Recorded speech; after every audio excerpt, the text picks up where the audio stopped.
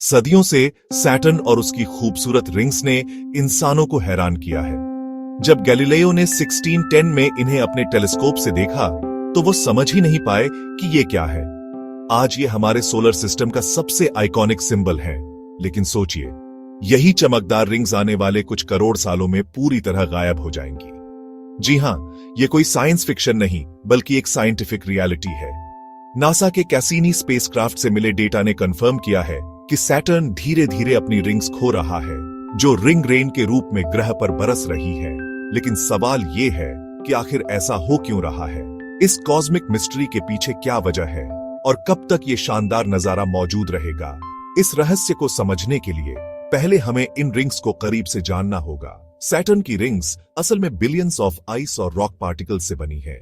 इन particles का size धूल के कणों से लेकर बड़े बड़े पहाड़ों जितना हो सकता है, जो दूर से देखने पर एक स्मूथ और शाइनी रिंग की तरह दिखाई देती है।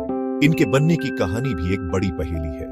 कुछ साइंटिस्ट मानते हैं कि ये रिंग्स किसी शैटर्ड मून या कॉमेट के बचे हुए टुकड़े हैं, जो सैटर्न की ग्रेविटी में फंसकर टूट गया। वहीं कुछ थ्योरीज कहती हैं कि ये मटेरियल प्लैनेट के बनने के वक्त से ही बचा हुआ है। ये प्लैनेटरी साइंस के सबसे बड़े डिबेट्स में से एक है। सदियों तक हम मानते थे कि सैटर्न के ये खूबसूरत रिंग्स हमेशा रहेंगे, लेकिन अब प्रॉब्लम ये है कि ये रिंग्स स्टेबल नहीं है। ये एक अस्थाई वंडर हैं जो धीरे धीरे गायब हो रहे हैं। नासा के कैसीनी स्पेसक्राफ्ट ने रिवील किया कि सैटर्न एपेनी रिंग्स धीरे धीरे खो रहा है। इस प्रोसेस को साइंटिस्ट्स ने नाम दिया रिंग रेन। हर आधे घंटे में इतना रिंग मटेरियल सैटर्न पर बरस रहा है कि उससे एक ओलंपिक साइज्ड स्विमिंग पूल भरा जा सकता है।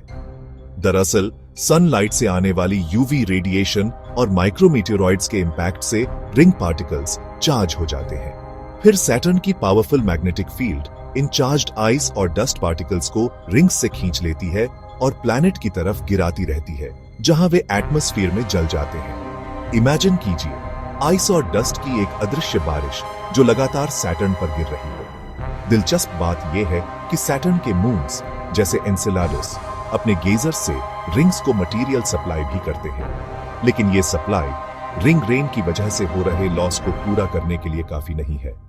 तो ये रिंग्स कितनी जल्दी खत्म होंगी? एस्टिमेट्स के अकॉर्डिंग सैटर्न की रिंग्स अगले 10 करोड़ साल में कंप्लीटली डिसअपीयर हो सकती है। चौंकाने वाली बात यह है कि ये रिंग्स शायद खुद भी ज्यादा पुरानी नहीं है, जिसका मतलब है कि हम इन्हें इनके जीवन के आखिरी दौर में देख रहे हैं। हाँ, ये टाइम बहुत लंबा लगता है, लेकिन कॉस्मिक स्केल पर यह शॉर्ट है। मैटलैब आने वाली ह्यूमन जनरेशंस शायद एक ऐसा सैटर्न देखेंगी जिसके पास कोई रिंग्स ही नहीं होंगी।